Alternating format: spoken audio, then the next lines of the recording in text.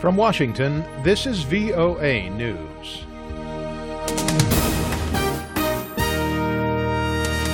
I'm David Byrd reporting terrorist attacks have left dozens dead in Tunisia and in Kuwait. Tunisian officials say one attack near a hotel on the Mediterranean coast left at least 37 people killed. As Edward Yeranian reports from Cairo, several European tourists are among those killed. Gunmen opened fire with automatic weapons on foreign tourists relaxing at the beach at two hotels in the Tunisian resort town of Sousse Friday. It was not immediately clear how many attackers were involved. Amateur video showed bodies sprawled on the beach in front of one luxury hotel and what appeared to be a dead gunman outside the facility.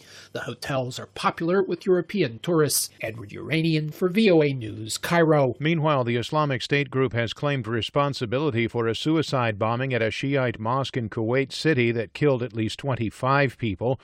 An IS-affiliated group known as Najd Province said it carried out the attack at the Imam Sadiq Mosque. The bomber detonated his explosives while the mosque was packed with worshippers attending Friday prayers. The Najd Province group said it had carried out similar deadly attacks at two Shiite mosques in Saudi Arabia in recent weeks.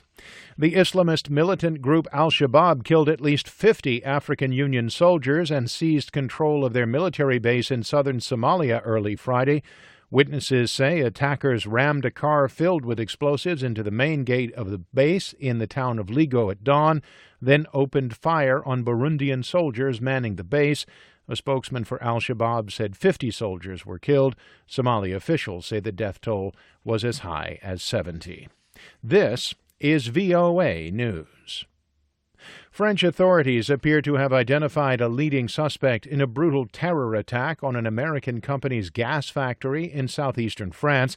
At least one person was killed and two injured, Lisa Bryant reports from Paris. Interior Minister Bernard Cazeneuve said authorities have a preliminary identification of the suspect, Yassine Salhi. One or possibly two suspects entered the plant owned by U.S.-based company Air Products and Chemicals Friday morning and set off the explosions. They evidently beheaded a man just before they burst inside and displayed his severed head at the factory gate, with Arabic inscriptions attached.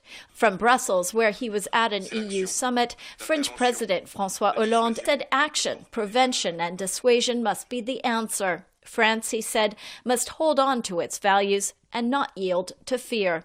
Lisa Bryant for VOA News, Paris. U.S. President Barack Obama has hailed the Supreme Court ruling Friday that same-sex couples have the right to marry anywhere in the United States.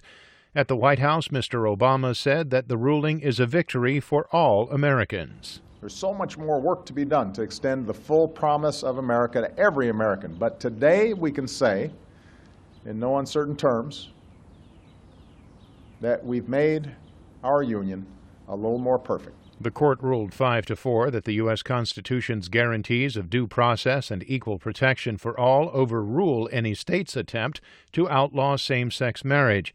The ruling is the Supreme Court's most important expansion of marriage rights in the United States since 1967, when it struck down state laws barring interracial marriage.